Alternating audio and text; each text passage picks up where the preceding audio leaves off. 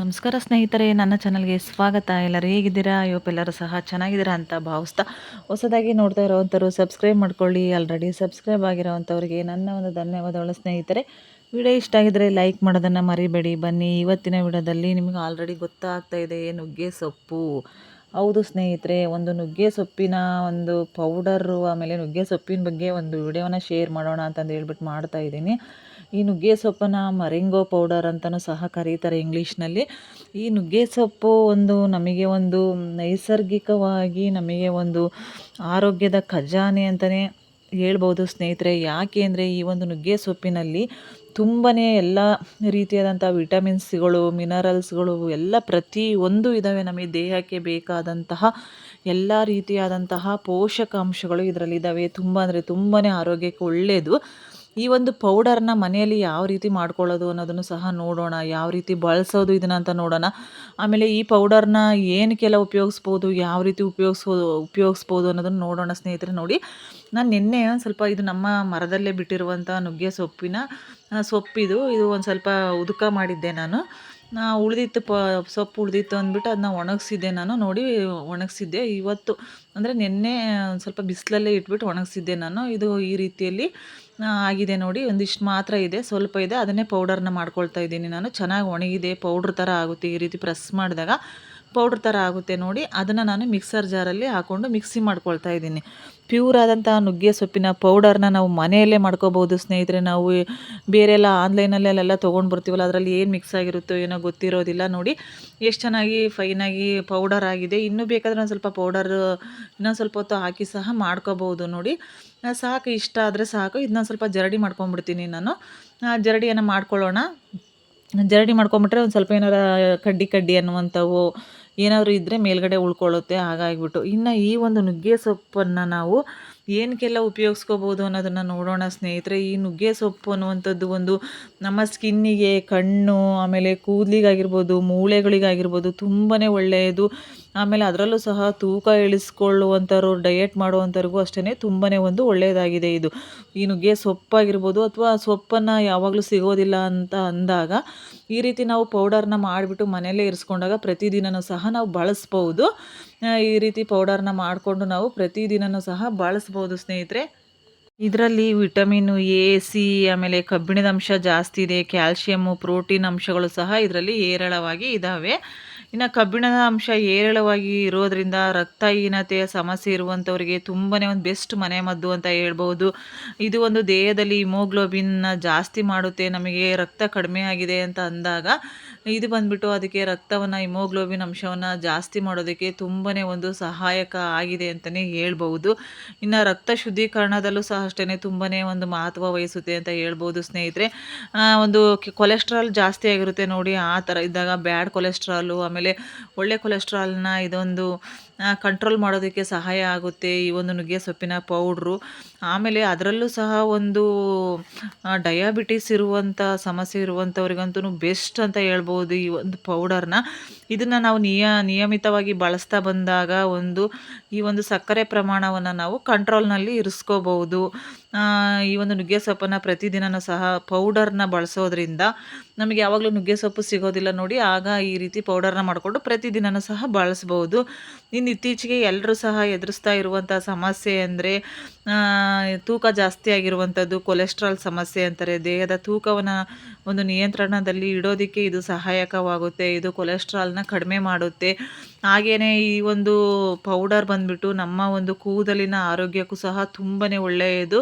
ಇನ್ನು ಚರ್ಮ ಗ್ಲೋ ಬರೋದಕ್ಕೆ, ಆಮೇಲೆ ಮುಖದಲ್ಲಿರುವಂತಹ ಕಲೆಗಳು, ಪಿಂಪಲ್ಸ್ ಕಡಿಮೆ ಮಾಡುತ್ತೆ. ಆಮೇಲೆ ಈಗೆಲ್ಲರೂ ಸಹ ಕಾಣ್ತಾ ಇದ್ದೀವಿ, ಎಲ್ಲರಲ್ಲೂ ಸಹ, ನನಗೂ ಸಹ ಆಗಿದೆ ಅದೇನೇ ಪಿಗ್ಮೆಂಟೇಷನ್. ಆ ಪಿಗ್ಮೆಂಟೇಷನ್ ಇರೋವಂಥವ್ರಿಗಂತೂ ಬೆಸ್ಟ್ ಅಂತ ಹೇಳ್ಬೋದು. ಈ ನುಗ್ಗೆ ಸೊಪ್ಪಿನ ಪೌಡರ್ನ ಮುಖಕ್ಕೆ ಹಚ್ತಾ ಬಂದಾಗ ಅದು ಯಾವ ರೀತಿ ಹಚ್ಚಬೇಕು, ಏನೆಲ್ಲ ಮಿಕ್ಸ್ ಮಾಡಬೇಕು ಅನ್ನೋದನ್ನು ನಾನು ಮುಖಕ್ಕೆ ಯಾವ ರೀತಿ ನುಗ್ಗೆ ಸೊಪ್ಪಿನ ಪೌಡರ್ನ ಬಳಸಬೇಕು ಅನ್ನೋದನ್ನು ನೆಕ್ಸ್ಟ್ ವಿಡಿಯೋದಲ್ಲಿ ಶೇರ್ ಮಾಡ್ತೀನಿ ಸ್ನೇಹಿತರೆ ನಾನು. ಇನ್ನು ಇದು ತೂಕ ಇಳಿಕೆಗೂ ಸಹ ಸಹಾಯಕ ಆಗುತ್ತೆ. ಆಮೇಲೆ ರೋಗ ನಿರೋಧಕ ಶಕ್ತಿ, ನಮ್ಮ ದೇಹದಲ್ಲಿರುವಂತಹ ಇಮ್ಯುನಿಟಿ ಪವರ್ನ ಜಾಸ್ತಿ ಮಾಡೋದಕ್ಕೆ ಸಹಾಯಕ ಆಗುತ್ತೆ ಇದು.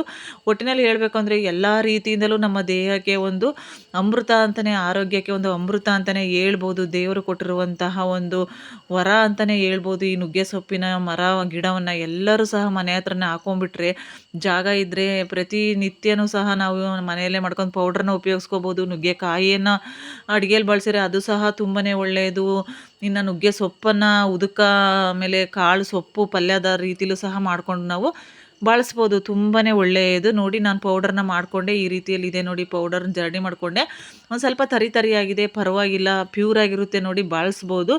ಇದನ್ನು ಯಾವ ರೀತಿ ಬಳಸಬೇಕು ಅನ್ನೋದನ್ನು ಸಹ ನೋಡೋಣ ಸ್ನೇಹಿತರೆ. ಈ ಒಂದು ಪೌಡರ್ನ ನಾವು ನಾವು ಪ್ರತಿನಿತ್ಯನೂ ಸಹ ನಾವು ಏನೇ ಅಡುಗೆ ಮಾಡಿದರೂ ಸಹ 1 ಚಮಚ 2 ಚಮಚ ಪೌಡರ್ನ ಹಾಕಿಬಿಟ್ರೆ ಅದರ ಅಂಶನೂ ಸಹ ನಾವು ಬಳಸುವಂಥ ದೇಹಕ್ಕೆ ಅಡುಗೆಯಲ್ಲಿ ಸೇರುತ್ತೆ. ಇದನ್ನು ಇದು ಒಂದು ಉಪಯೋಗಿಸ್ಕೋಬೋದು. ಪೌಡರು. ನಾವು ಪ್ರತಿನಿತ್ಯನೂ ಸಹ 1 ಸ್ಪೂನ್ 2 ಸ್ಪೂನ್ ಹಾಕಿದರೆ ಅದು ಸಹ ನಾವು ತಿಂದಾಗ ಆಗುತ್ತೆ ಅಲ್ವಾ. ಇದರಲ್ಲಿರುವಂಥ ವಿಟಮಿನ್ಸ್ ಅಂಶಗಳೆಲ್ಲ ನಮ್ಮ ದೇಹಕ್ಕೆ ಸೇರುತ್ತೆ. ಇನ್ನು ನಾವು ಇದನ್ನು, ಈ ಒಂದು ನುಗ್ಗೆ ಸೊಪ್ಪಿನ ಪೌಡರ್ನ ನಾವು ಪ್ರತಿನಿತ್ಯ ಬೆಳಿಗ್ಗೆ ಒಂದ್ಸರಿ ಖಾಲಿ ಹೊಟ್ಟೆಯಲ್ಲಿ, ಸಂಜೆ ಒಂದು ಟೈಮು ಟೀ ಥರ ಮಾಡ್ಕೊಂಡು ಕುಡಿಬೋದು. ಯಾವ ರೀತಿ ಅಂದರೆ, ಡೈರೆಕ್ಟ್ ಸೊಪ್ಪಿದ್ರೆ ಸೊಪ್ಪನ್ನು ಸಹ ಕುದಿಸ್ಕೊಂಡು ಸೋಸ್ಕೊಂಡು ಕುಡಿಬೋದು. ನೆಕ್ಸ್ಟ್ ವಿಡಿಯೋದಲ್ಲಿ ಶೇರ್ ಮಾಡ್ತೀನಿ ನಾನು. ನಾನೇ ಮಾಡ್ಕೊಂಡು ಕುಡಿತಾ ಇರ್ತೀನಿ ಆಗಾಗ. ಆವಾಗ ನಾನು ಇದನ್ನು ಶೇರ್ ಮಾಡ್ತೀನಿ, ಯಾವ ರೀತಿ ಟೀ ಥರ ಮಾಡ್ಕೊಂಡು ಕುಡಿಬೋದು ಅಂತಂದು ಹೇಳಿ. ಇನ್ನು ಇದನ್ನು ಒಂದು ಲೋಟ ಬಿಸಿ ನೀರನ್ನ, ಚೆನ್ನಾಗಿ ನೀರನ್ನು ಕುದಿಸಿ ಒಂದು ಸ್ವಲ್ಪ, ಅಂದರೆ ನಾವು ಕುಡಿಯೋ ರೀತಿ ಇರಬೇಕು, ಚೆನ್ನಾಗಿ ಕುದಿಸೋದಕ್ಕೆ ಹೋಗಬಾರ್ದು. ನಾವು ಕುಡಿಯೋ ರೀತಿ ಇರೋ ರೀತಿ ಅಂದರೆ ಒಂದು ಸ್ವಲ್ಪ ಉಗುರು ಬೆಚ್ಚಗಿಂತ ಒಂದು ಸ್ವಲ್ಪ ಜಾಸ್ತಿ ಅಂದರೆ ಟೀ ಕುಡಿತೀವಿ ನೋಡಿ, ಆ ಬಿಸಿಯಲ್ಲಿದ್ದರೆ ಸಾಕು ನೀರು. ಅದಕ್ಕೆ ಒಂದು ಲೋಟ ನೀರನ್ನ ಬಿಸಿ ಮಾಡಿಕೊಂಡು 1 ಚಮಚದಷ್ಟು ಪೌಡರ್ನ ಹಾಕ್ಕೊಂಡು ಕುಡಿಬೋದು. ಇಲ್ಲಪ್ಪ ನಮಗೆ ಆ ರೀತಿ ಕುಡಿಯೋದಕ್ಕಾಗಲ್ಲ, ಒಂದು ಸ್ವಲ್ಪ ನಾವು ಮನೆಯಲ್ಲೇ ಮಾಡ್ಕೊಂಡಿದ್ದಾರೆ, ಒಂದು ಸ್ವಲ್ಪ ತರಿ ತರಿ ಇರುತ್ತೆ. ನಾವು ಏನು ಹೇಳ್ತೀವಿ, ನಾವು ಆನ್ಲೈನಲ್ಲಿ ಅಥವಾ ಬೇರೆ ಕಡೆ ಎಲ್ಲ ಪೌಡರ್ ತರ್ತೀವಲ್ಲ, ಅದು ಫುಲ್ಲು ಪೇಸ್ಟ್ ಫೈನ್ ಪೌಡರ್ ಥರ ಇರುತ್ತೆ ಅದು. ಇದು ನಾವು ಮನೆಯಲ್ಲೇ ಮಾಡ್ಕೊಂಡಿರೋದ್ರಿಂದ ಒಂದು ಸ್ವಲ್ಪ ತರಿ ತರಿ, ಅಂದರೆ ಇನ್ನೂ ಸ್ವಲ್ಪ ಜಾಸ್ತಿ ಒಣಗಿಸ್ಬೇಕಾಗಿತ್ತೇನೋ. ಸಾಕು ಈ ರೀತಿಯಲ್ಲಿದ್ದರೆ. ಆಮೇಲೆ ಇದನ್ನು ನಾವು ಏನು ಮಾಡ್ಬೋದು ಅಂದರೆ, 1 ಲೋಟ ನೀರಿಗೆ ಇದನ್ನು 1 ಸ್ಪೂನಷ್ಟು ಈ ಒಂದು ಪೌಡರ್ನ ಸೇರಿಸ್ಬಿಟ್ಟು ಚೆನ್ನಾಗಿ ಒಂದು ಸ್ವಲ್ಪ ಒಂದು 2 ನಿಮಿಷ ಕುದಿಸಿ, ಚೆನ್ನಾಗಿ ಕುದಿಸ್ಬಿಟ್ಟು ಅದನ್ನು ಸೋಸ್ಕೊಂಡು ಕುಡಿಬೋದು. ನಾವು ಈ ರೀತಿನೂ ಸಹ ಮಾಡ್ಕೋಬೋದು. ಇಲ್ಲಪ್ಪ ಅಂದರೆ ನಾವು ಮಜ್ಜಿಗೆಗೂ ಸಹ ಇದನ್ನು ಮಿಕ್ಸ್ ಮಾಡಿಕೊಂಡು 1 ಸ್ಪೂನು, ನಾವು ಮಜ್ಜಿಗೆ ಕುಡಿತಾ ಇರ್ತೀವಿ ನೋಡಿ ಊಟ ಎಲ್ಲ ಆದಮೇಲೆ, ಆವಾಗಲೂ ಅಷ್ಟೇ ಒಂದು ಅರ್ಧ ಸ್ಪೂನಷ್ಟು ಈ ಪೌಡರ್ನ ಮಿಕ್ಸ್ ಮಾಡಿಕೊಂಡು ಕುಡಿಬೋದು. ಇಲ್ಲ ಅಂದರೆ ನಾವು ಮೊಸರಿಗೆ, ಕೆಲವೊಬ್ಬರಿಗೆ ಮೊಸರು ಸಕ್ಕರೆ ತಿನ್ನುವಂಥ ಅಭ್ಯಾಸ ಇರುತ್ತೆ. ಆ ಟೈಮಲ್ಲಿ ಒಂದು ಅರ್ಧ ಸ್ಪೂನಷ್ಟು ಮೊಸರಿಗೆ ಈ ಒಂದು ಪೌಡರ್ನ ಹಾಕ್ಕೊಂಡು ಚೆನ್ನಾಗಿ ಎಲ್ಲ ಮಿಕ್ಸ್ ಮಾಡಿಕೊಂಡು ಅದನ್ನು ಸಹ ಕುಡಿಬೋದು. ಯಾವ ರೀತಿ ಬೇಕಾದ್ರೂ ತಗೋಬೋದು. ಯಾವುದೇ ರೀತಿಯಾದಂತಹ ಒಂದು ಏನು ಹೇಳ್ತೀವಿ, ಏನು ತೊಂದರೆ ಇಲ್ಲ, ಏನಿಲ್ಲ. ಈ ಒಂದು ಪೌಡರ್ನ ಕುಡಿಯೋದ್ರಿಂದ ಒಂದು ಬೆಸ್ಟ್ ಮನೆಮದ್ದು, ಒಂದು ಆರೋಗ್ಯಕ್ಕೆ ತುಂಬಾ ಒಳ್ಳೆಯದು. ನಮ್ಮ ಆರೋಗ್ಯಕ್ಕೆ ಒಂದು ನೈಸರ್ಗಿಕವಾಗಿ ಸಿಕ್ಕಿರುವಂತಹ ಒಂದು ಅಮೃತ ಅಂತಲೇ ಹೇಳ್ಬೋದು ಸ್ನೇಹಿತರೆ. ಪ್ರತಿಯೊಬ್ಬರು ಇದನ್ನು ಉಪಯೋಗಿಸ್ಕೋಬೋದು, ದೊಡ್ಡವರಿಂದ ಚಿಕ್ಕವರಿಂದ ದೊಡ್ಡವ್ರ ತನಕನೂ ಉಪಯೋಗಿಸ್ಕೋಬೋದು. ಇನ್ನೂ ಒಂದು ಹೇಳಬೇಕು ಅಂದರೆ, ಇದು ನಮಗೆ ಒಂದು ಏನು ಹೇಳ್ತೀವಿ, ನಮಗೇನಾದರೂ ಜಾಯಿಂಟ್ಸ್ ಪೇನು, ಒಂದು ರೀತಿಯಲ್ಲಿ ಈ ಕೈ ಕಾಲುಗಳು ಹಿಡ್ಕೊಂಡಂಗೆಲ್ಲ ಆಗ್ತಾ ಇರುತ್ತೆ ನೋಡಿ, ಆ ಥರ ಆದಾಗ, ಕೈ ಕಾಲುಗಳಲ್ಲಿ ನೋವುಗಳಿದ್ದಾಗ ಈ ಒಂದು ಪೌಡರ್ನ ನಾವು ಬಿಸಿ ನೀರಲ್ಲಿ ಹಾಕ್ಕೊಂಡು ಕುಡಿಯೋದ್ರಿಂದ ಅದು ಸಹ ಕಡಿಮೆ ಆಗುತ್ತೆ. ನಮ್ಮ ನಾಡಿಗಳಲ್ಲಿ ಶಕ್ತಿಯನ್ನು ಒಂದು ಕೊಡುತ್ತೆ ಅಂತ ಹೇಳ್ಬೋದು ಈ ಪೌಡರು.